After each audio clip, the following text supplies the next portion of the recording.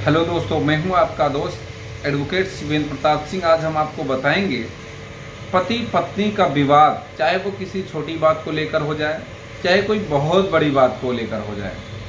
देखिए, पति पत्नी का विवाद मैक्सिमम मायके के कारण होता है। उसमें सबसे बड़ा रोल आपकी पत्नी का मायका होता है। उसका एक कारण मैं आपको बताऊं, और सबसे सटीक कारण। देखिए, हर माँ बाप को ये सोचना चाहिए कि हमने शादी विवाह कर दिया, छोटा मोटा विवाद आम बात है पति पत्नी में होना। अगर वो विवाद मेरे पास पहुंचता है, यानी कि पत्नी के माता पिता के पास, तो पहली बात तो उस विवाद को शांत करने की ज़रूरत है। दूसरी बात ये, हर व्यक्ति को ये सोचना चाहिए कि इस विवाद का अंत क्या होगा। तीसरी बात ये कि देखना चाहिए इस विवाद में सच्चाई क्या है। जैसे ऐसा नहीं है कि आपको मारा पीटा गया, गाली गलौज दिया गया, तमाम चीज़ें हैं। अगर आपकी बेटी को मारा नहीं गया, पीटा नहीं गया, गाली नहीं दी गई, तो समझ जाओ कि वो विवाद बहुत छोटा है और वो फालतू का विवाद है। हाँ, अगर उसके साथ टॉर्चर हो रहा है, मार पिटाई हो रही, क्रुएल्टी हो रही, तो बिल्कुल आपके फेवर में मैं हूँ। तुरंत FIR दर्ज कराओ, जेल भेजो, फांसी लटका दो, कोई दिक्कत नहीं। लेकिन आपको बता दें, आप 100 FIR उठा लो पति पत्नी के बीच के विवाद की, 498A की, कोई भी FIR उठा लो, लिखा तो उसमें दुनिया भर की चीज़ जाती हैं,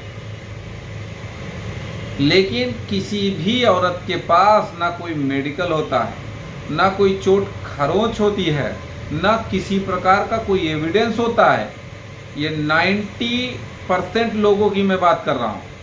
100 में से 90 FIR में कोई भी प्रमाण नहीं होता है पत्नी के पास जो ये साबित करे कि मेरे पति ने ये अपराध जो किया है वो सच है, सही है।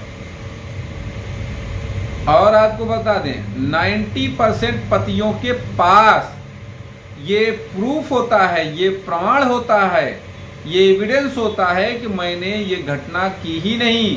इसने जो FIR में लिखाई गई है, ये इसके द्वारा जो बातें लिखाई गई हैं, वो सरासर फर्जी हैं, झूठी हैं, निराधार हैं।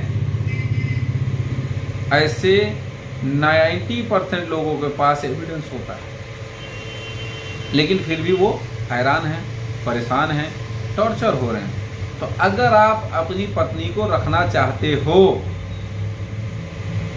फिर भी वो नहीं आना चाह रही है, तो ये कोर्ट की फाइंडिंग में आना चाहिए। जैसे मान लिया जाए FIR से पहले या बाद में जो भी है मीडिएशन आपका हुआ, तो मीडिएशन में अगर लिख के आ गई बात कि मैं नहीं जाना चाहती, तो ये बहुत अच्छी बात है। मान लीजिए वहाँ नहीं आया, फाइंडिंग में नहीं आई, तो 125 का केस हुआ, जब वहाँ मीडिएशन होगा, वहाँ की भी फाइंडिंग में मीडिएशन फेल या पास होता है बस।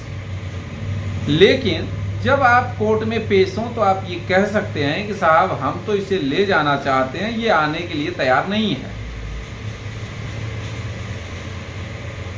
तो कोर्ट भी पूछेगी भाई क्यों नहीं जाना चाहती है? तो मारा पीटा, ताना दिया, ये सब काम खत्म। कोर्ट नहीं मानेगी इस बात को। अरे आज वो तैयार है ना, जाओ। अगर वो मारेगा पीटेगा तो फिर यहाँ आना, मैं हूँ। तो जो नहीं आना चाहेगा वो नहीं आएगा।